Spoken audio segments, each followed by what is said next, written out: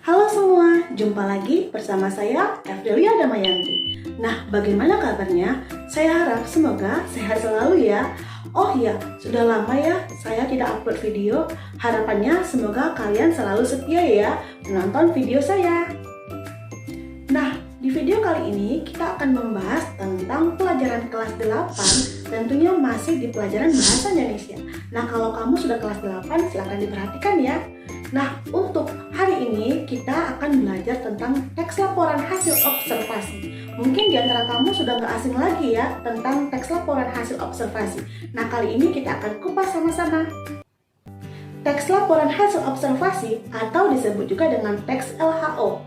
Teks LHO adalah teks yang berisi tentang penjabaran umum atau laporan hasil pengamatan. Nah, biasanya teks LHO disebut juga dengan teks klasifikasi. Kenapa? Karena dia mengklasifikasikan bagian-bagian dari objek-objek tertentu berdasarkan kriterianya. Di dalam sebuah teks laporan hasil observasi, biasanya terdapat data. Data adalah informasi yang bisa dipertanggungjawabkan oleh si pengamat. Biasanya si pengamat akan mengklasifikasikan objek yang dia amati berdasarkan ciri-cirinya, bentuknya, atau sifatnya. Nah, dengan demikian, pengamat bisa membuat atau melakukan sebuah teks laporan hasil observasi berdasarkan data yang dia lihat di lapangan. Ada dua jenis data yang bisa kita buat ketika kita membuat sebuah teks LHO, yaitu data berupa angka dan data yang tidak berupa angka atau berupa kalimat. Contohnya, kalau data berupa angka, contohnya jumlah bus Trans Kota Jakarta sebanyak 45 buah. Nah, itu berupa angka ya, karena ada angka 45.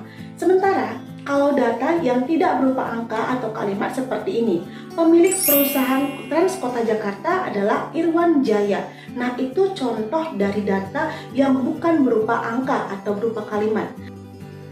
Selanjutnya, kita masuk ke dalam ciri-ciri teks LHO. Oh iya, ada 4 poin yang terdapat di dalam ciri-ciri teks LHO. Yang pertama yaitu bersifat objektif. Objektif artinya berdasarkan keadaan sebenarnya, tanpa dipengaruhi oleh pandangan atau pendapat si penulis. Itu yang pertama ya. Yang kedua yaitu bersifat sistematis. Sistematis artinya beraturan dan sesuai dengan kaidah penulisan teks LHO. Yang ketiga bersifat faktual. Faktual artinya berdasarkan keadaan di lapangan dan dapat diuji kebenarannya. Yang keempat yaitu memiliki objek. Tentu ketika kita membuat sebuah teks LHO, kita membutuhkan atau mengamati suatu objek yang bisa kita laporkan nantinya. Sekarang kita masuk ke dalam pembuatan struktur teks LHO. Oh ya, ada 3 poin yang perlu kita perhatikan saat kita membuat sebuah struktur teks LHO. Yang pertama yaitu bagian pembuka atau pernyataan umum. Biasanya bagian ini adalah bagian pertama sekali kita jumpai di paragraf pertama yang biasanya terdiri dari pengenalan objek yang kita amati beserta dengan latar belakang objek tersebut. Nah, itu bagian pembuka. Bagian yang kedua yaitu deskripsi bagian atau disebut juga dengan bagian isi. Biasanya bagian ini kita akan mengupas hal-hal spesifik, rinci, dan detail tentang objek yang kita angkat. Nah, biasanya di bagian ini kita bisa mencantumkan karakteristik, ciri-ciri, atau bagian-bagian dari objek yang kita amati. Nah, itu bagian yang kedua. Bagian yang ketiga atau yang terakhir yaitu deskripsi manfaat atau bisa juga disebut dengan kesimpulan ataupun penutup. Biasanya bagian ini berisi tentang kesimpulan dari objek yang kita amati. Nah, inilah 3 poin yang perlu kita perhatikan saat kita membuat sebuah struktur teks LHO. Selanjutnya, kita masuk ke dalam kaidah kebahasaan teks LHO. Oh ya, ada 5 kaidah kebahasaan yang perlu kita perhatikan saat kita membuat sebuah teks LHO. Yang pertama yaitu menggunakan frasa nomina. Nomina adalah kata benda. Jadi, segala sesuatu yang berhubungan dengan benda dinamakan dengan nomina, seperti kendaraan roda 2 atau bemo, bajai. Nah, itu merupakan contoh dari kata benda atau frasa nomina.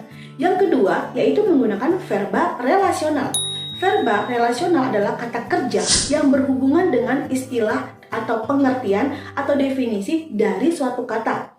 Biasanya kalau verba relasional ditandai oleh kopula atau kata kunci yaitu ialah, adalah, merupakan, yakni, yaitu. Nah, itu contoh dari verba relasional.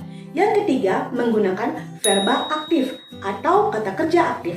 Kata kerja aktif adalah kata kerja di mana pelakunya melakukan suatu pekerjaan.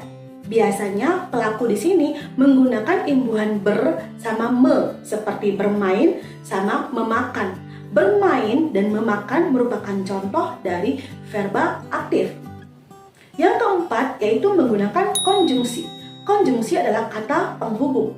Kata penghubung adalah kata yang menghubungkan antar kata, antar kalimat, atau antar paragraf. Biasanya dalam pembuatan teks LHO kita bisa menggunakan konjungsi seperti dan, atau, selanjutnya, melainkan. Nah, itu contoh konjungsi yang bisa kita pergunakan saat kita membuat sebuah teks LHO. Nah, yang terakhir, yang kelima, yaitu menggunakan istilah teknis atau istilah keilmuan. Biasanya istilah teknis akan berbeda sesuai dengan bidang-bidangnya. Contohnya nih, istilah teknis dalam bidang kesehatan seperti dosis atau overdosis. Nah, sementara istilah teknis dalam bidang dalam bidang pendidikan contohnya kurikulum. Nah, tentu istilah teknis dalam masing-masing bidang itu berbeda tergantung dari kebutuhannya.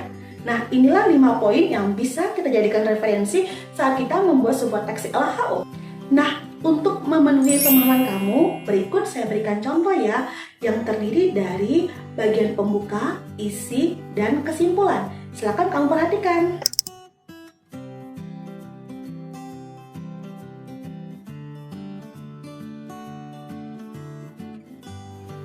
Dari contoh yang saya berikan tadi, dapat kita lihat bahwasanya di sana ada bagian pembuka atau pernyataan umum ditandai oleh pengertian, kemudian dilanjutkan oleh paragraf berikutnya yaitu bagian deskripsi bagian atau bagian isi, kemudian dilanjutkan dengan kesimpulan atau bagian penutup. Nah, jelas-jelas di sana ada bagian pembuka, isi, dan penutup yang berhubungan dengan struktur teks LHO. Baik, sekian pertemuan kita hari ini mengenai teks LHO ya, atau teks laporan hasil observasi. Nah, kalau kamu suka dengan video saya kali ini, saya mohon dukungannya untuk like, comment, share ke sosial media kamu, dan jangan lupa nyalakan tombol lonceng di sebelah kanan agar kamu mendapatkan notifikasi video terbaru saya. Terima kasih.